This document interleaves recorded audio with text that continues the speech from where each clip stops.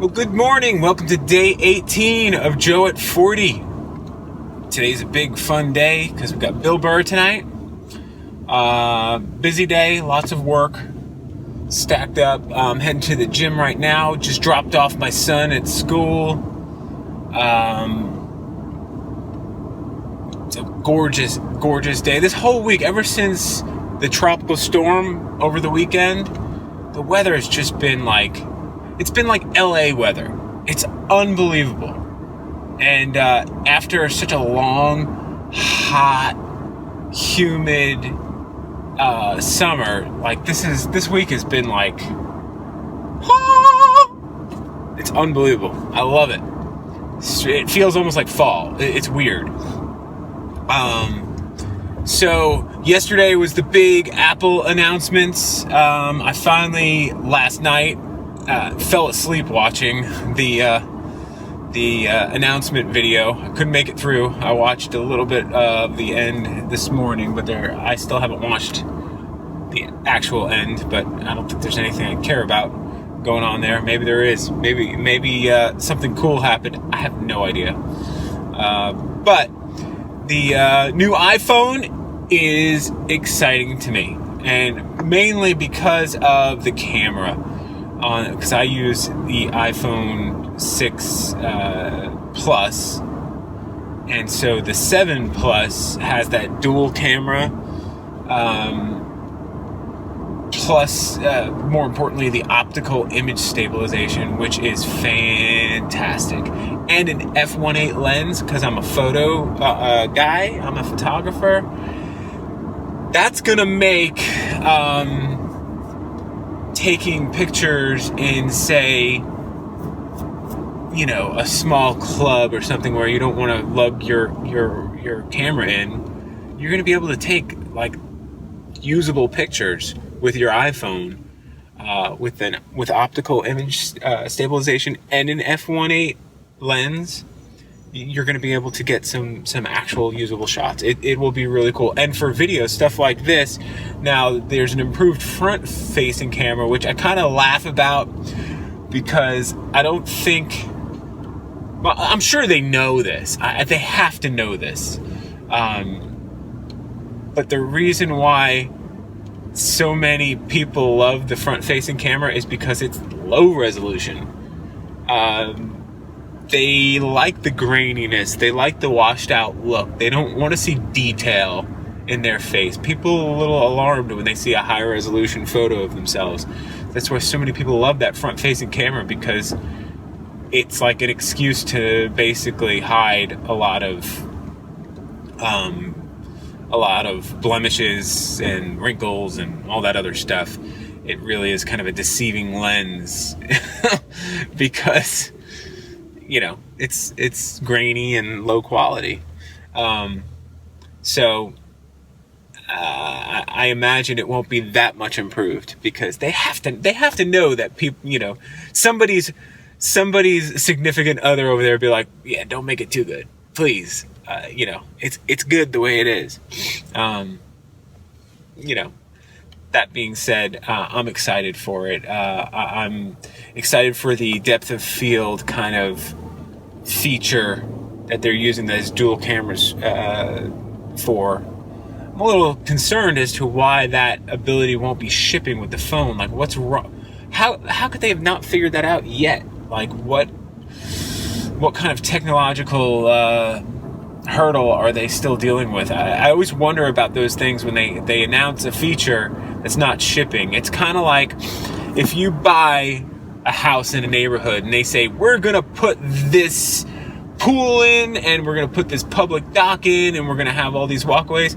If those things aren't there when you buy the house, you're never getting them. I'm sorry, they have no plans on ever actually delivering. You know why? Because most of these builders end up going bankrupt before a development is done, and then another builder walks in and they're like, nah, we're not doing that. It just happens. So, if they're delivering a phone and saying, hey, we're going to have this feature, it's awesome, but it won't be there yet, I just kind of take it with a grain of salt. I'm sure they will deliver it, but I don't know if it'll be as good as they maybe are promising. It might have some shortcomings that we don't know about. Because if you take a picture with the current iPhone, if you get close enough to a person, you're going to get a blurred out background. You're going to get bokeh. And with an f1.8 lens, you're going to get even more bokeh. So, I don't know. I have questions. They need to be answered. And apparently they won't be answered next week when the thing ships. So then the other thing that, it's sad about these things, these product launches, is they really have lost the ability to surprise anyone because of the Apple rumor community is so accurate in sourcing out all the details just based on going through the manufacturers. And, there's all these leaks, and we know everything that's coming out before it comes out. The only thing that was kind of shocking, because everyone who's tried this so far, not many people have tried this yet, everyone who's done it so far have failed miserably, is the truly wireless AirPods, the earphones that look like two little Bluetooth adapters, Bluetooth microphone headset things. Everyone who's done it so far has failed. It looks like Apple knocked it out of the park. I mean, it looks perfect for what it is. I'm very interested to see how well it sounds. I love my Bluetooth headphones, which are Beats ones, which are way overpriced, but I'll tell you what, I've had other Bluetooth headphones that sound deplorable, and these actually sound good. They function consistently. I never have connection problems. Everything works very well with them, and I love them. So there's a new Series 3 Beats line that's coming out. I won't be upgrading because mine work fine. I won't be upgrading to the AirPods because these work fine. But if these were to break or get lost or whatever, I would probably check out those AirPods just because that seems really, really, really cool. Yeah, the most annoying thing about my headphones right now is that wire. As soon as I start to sweat, it sticks to the back of your neck, and then when you turn, it's almost like it's pulling on you, and you feel something pulling at your ear. It's kind of a horrible design that all of the wireless headphones suffer from, that cord going around your neck. And a lot of times, I'll have to wear a hat when I go running, not just to soak. I wear my beanie. If you've ever seen any of the videos of me, while I'm finishing up my run, you'll see I'm wearing like a beanie or a cap type of thing that serves two purposes. One, I can tuck that cord up into the back so it doesn't choke me out. So when I'm running and I'm looking both directions, when I'm heading to a crossroads, I don't feel like I'm being strangled. And number two, it soaks up the sweat. And so, yeah, if you ever see one of those hats, don't smell it. It smells gross. Anyway, so the AirPods do look really cool. So the other thing that I'm very, very, very happy about with the iPhone 7 is that they included a very, very compact, small adapter for analog headphones and devices to go into the Lightning port. I was very happy that they included that. It's very small, and I'm sure the next generation iPhones won't ship with it. So, but they priced it like $7 or $8 if you buy a new one. So it's really it's a non-starter for the no headphone jack to me with that. There's only one negative I see with the headphone jack situation, and that is that you cannot charge your phone while you have an analog device plugged in. But, when I sat and thought about all the situations where that would be an issue, and nothing really stuck out. There was no issue. So I'm pretty happy about that. I'm kind of I'm willing to give up that analog port for the ability for it to be more water resistant, which that's what the new iPhone has, and also for them to increase the battery life and to use that real estate wisely for more technology. I agree with them. It's time. Get rid of that thing. A truly happy moment will be when they get rid of the lightning port also, and it's just like contactless charging, sort of like the Apple Watch. Speaking of the Apple Watch, the new one looks like it's a very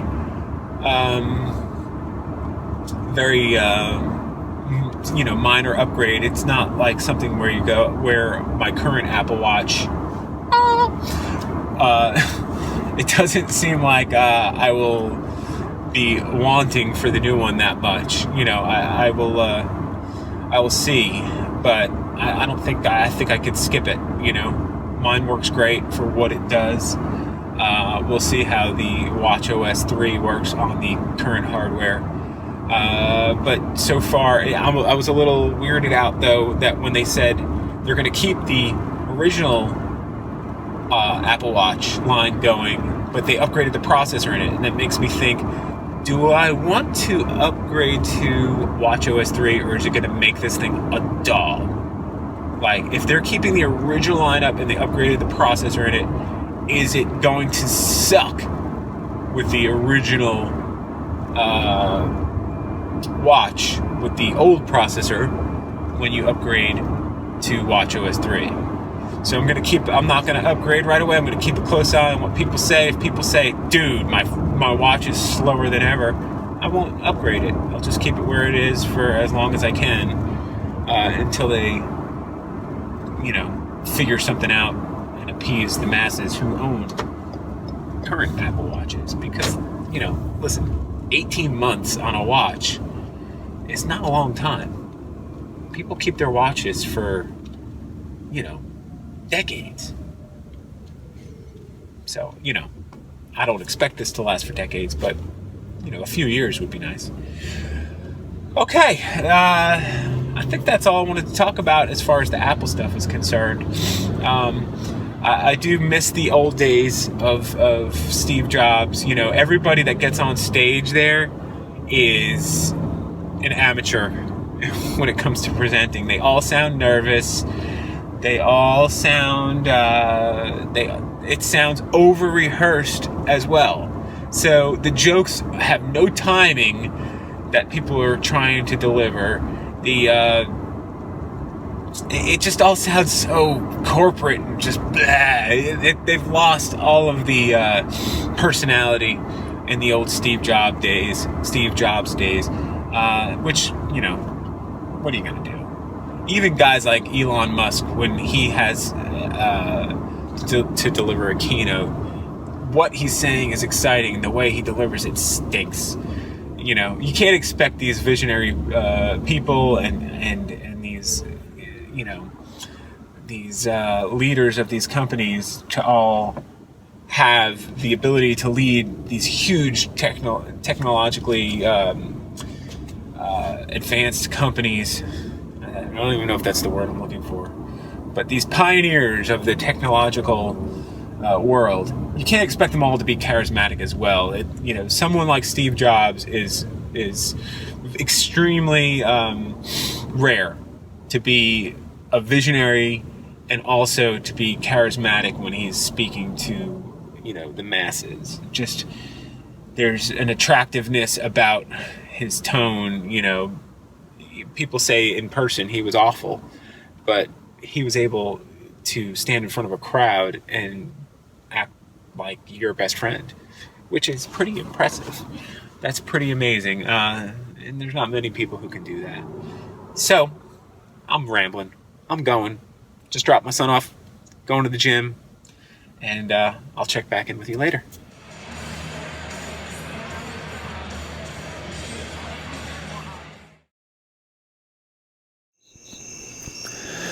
Good evening. Bill Burr was as good as you could want him to be, if that makes any sense. I mean, he was fantastic. He he really is an expert at his craft. I mean, it's a man, one person standing on a stage, and he's so dynamic with his show. The swell of laughter where it, gets to a point where people are just almost in tears laughing, just outrageous laughter, and then he's able to bring it down, calm you back down, and then explode again. It's like a roller coaster of funny. That's the only way I could describe his show. It's a roller coaster of funny. He was so good tonight, and it's funny because there's, if you pay attention to stand-up comedians, there's parts of their show, they're written material, but they're the really good ones make you feel like you're hearing it for the first time. But with Bill Burr, he addresses the town he's in and integrates it into his show in a way that you're pretty sure that some of the stuff he's saying is the first time he's ever said it. But he ties it back into his actual written material, and it all just flows so well. He's such a quick-witted guy, and one of the things I admire most about his comedy and his podcast and his storytelling is his ability to recall names, events, and really, it's something I struggle with. Sometimes words just escape me; they fly out of my mind, and I cannot find them. I'm reaching, and I'm just coming up with every other word except the word I want to say. I always felt that I'm a better writer than I am a speaker. But, of course, whenever I write something, it takes me a lot longer because my brain still forgets those words, and then I have to search them and figure out, what the heck word am I trying to use? Oh yeah, duh. I do that a lot. Anyway, show was fantastic. Amy came with me. She was feeling under the weather. She did not sleep well last night. She has some sort of sinus infection, but she got some antibiotics in her. By the time the show started, she was in good spirits, and she had a great time.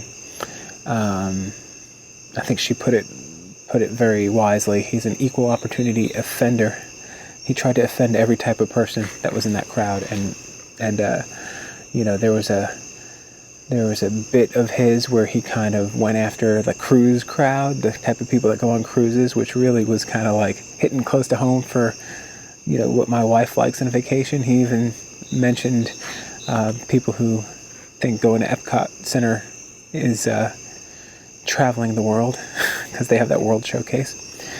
And my wife loves the Epcot Center. I like it too. It's fun, but yeah, it was kind of funny. And then round robin back to he was doing a bit about his wife and ordering stuff through Amazon and packages showing up every day, which is something I'm kind of guilty of. But in my defense, a lot of the packages that show up are parts for customers or things for work.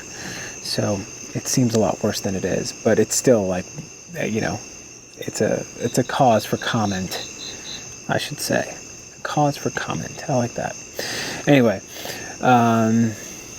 so I am debating whether or not to wake up at 3 o'clock in the morning to pre-order the new iPhone like a psychopath. And I might just set an alarm, do it. If it goes smoothly, fine. If it doesn't, if I can't, in the past couple of years, if you try to do it, what happens is the store is completely locked down. You can't even complete the order. By the time you get it done, it would have been no different than if you had woken up at like 7 o'clock or 6 o'clock the next morning and placed the order. Like, the amount of time you have to wait is no different. So it's not worth waking up. So I might wake up. If it goes through, it goes through. If it doesn't, go right back to bed and just worry about it in the morning. Part of me also wants to just not do it at all and wait. Let the first wave of customers get the bum iPhones, whatnot. I don't know. We shall see. We shall see how I feel. I took a nice long walk with my daughter just a little while ago when I got home. She's feeling depressed. Her boyfriend left town. He moved to Portland, Oregon for college. And, I think it's hitting her, the reality of the situation, and she's justifiably upset. So I shared a good long walk with her, and we talked about it. We talked about loss and love, and one of the points I really hopefully it sunk in, was that it's good that she feels this loss, that she feels this pain, and it sucks, but it's good, because the only reason we ever feel that kind of loss and pain is simply because you felt so much joy and love. It's yin and yang, black and white, up and down. You can't have one without the other. You cannot have extreme happiness, extreme love, without at some point experiencing extreme sorrow and extreme loss. They just go hand in hand. So you have to remember, when you're feeling the extreme loss and sorrow, why you feel that way. Because you had something that was so great that you never wanted to let it go. But everything dies, everything goes away. It's just life. So there's some sort of romantic beauty in that pain. It's part of being alive. I mean, it really is. It's easier to say than it is to go through it. But I think the more you think about those things, it doesn't make it hurt less, but it definitely makes you feel human. It makes you feel connected. And that's why we're here. We want to feel connected. That's why we listen to music. That's why we like art. That's why we do anything worth a damn, is to connect ourselves to other people. And I shared with her the story of probably my favorite song that I ever wrote when I was in a band. And it was about a girl I was dating, and I was, not in school, and she was going off to college. And, it was about just like that feeling of betrayal that someone you cared about left you, and even though it was unjustified feeling of betrayal, I mean, honestly, she had to do what she had to do. She had to go live her life. Teenage love is teenage love. You can't hold people to that. They've got to go on and live their life, and that's what she did. But it didn't change the fact that I truly felt hurt and upset and betrayed. And so I had written a song about it, and so I told my daughter about it, and hopefully she'll listen to it, and maybe we'll have that connection, and she'll understand, a little bit about where I came from and how we all go through the same stuff. We all have the same emotions. It's just some people share it and experience it and deal with it in different ways. And I dealt with mine through music. And maybe she'll do the same. Maybe she'll write a song. Maybe she'll draw something or create something or do something expressive and capture that feeling. And someone else who's going through a hard time will hear it, see it, experience it, and not feel alone. Hope you don't feel alone. Hope you have a good night. I'll talk to you tomorrow.